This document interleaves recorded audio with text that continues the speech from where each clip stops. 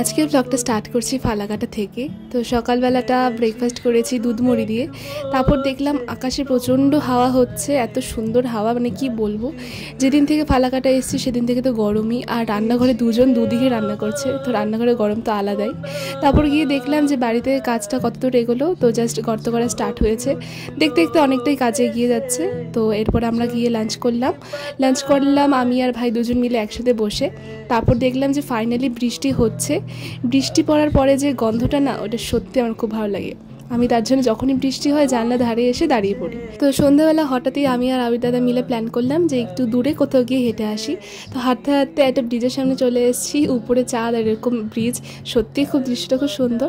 সামনেই ছিল স্টেশনে চলে গেলাম রাত্রেবেলা। একটু ভয় ভয়ই করছিল, কারণ কি স্টেশনে অনেকটাই লোকজন কম ছিল সেই সময়। বাট আমরা একসাথে 7 জন ছিলাম বলে অত ভয় লাগেনি। আর বাড়িতে এসে চাল সুজি দিয়ে ডিনারটা করলাম।